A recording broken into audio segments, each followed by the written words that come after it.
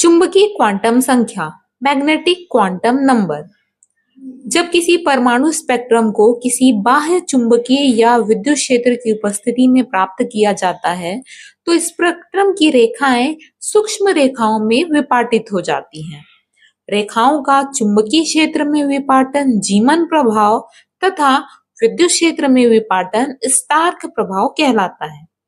इस क्वांटम संख्या से इलेक्ट्रॉन को चुंबकीय क्षेत्र में रखने पर जीमन प्रभाव और विद्युत क्षेत्र में रखने पर स्टार्क प्रभाव की व्याख्या हो सकती है।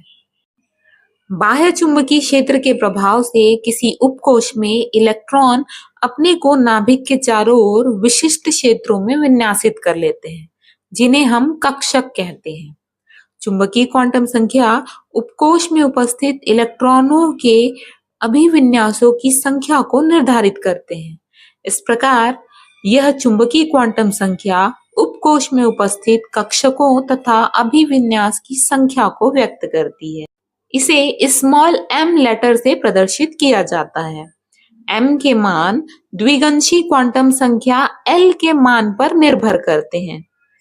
l के किसी मान के लिए m के कुल मान -l से +l तक हो सकते हैं।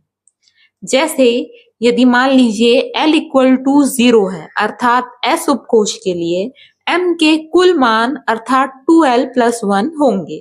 फॉर्मूले में रखने पर 2 × 0 + 1 अर्थात केवल एक मान। अतः m के मान होंगे -0 से 0 और +0 अर्थात कुल एक ऑर्बिटल के लिए मात्र 0। उसी तरह यदि l = 1 हो, अर्थात p उपकोश के लिए l के कुल मान 2 × 1 + 1 = 3। इस प्रकार m के कुल 3 मान होंगे और वे होंगे -l से +l तक, अर्थात l की वैल्यू आ रही है 1, तो m के मान होंगे -1, 0, +1 अर्थात 3 ऑर्बिटल।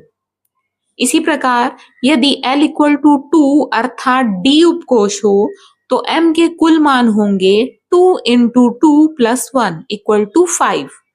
इस प्रकार m के मान होंगे कुल 5 ऑर्बिटल के लिए -2, -1, 0, +1, +2। इसी प्रकार l = 3 अर्थात f उपकोश के लिए m के कुल मान होंगे 2 × 3 + 1 = 7 अर्थात f उपकोश के लिए 7 मान होंगे। -3, -2, -1, 0, +1, +2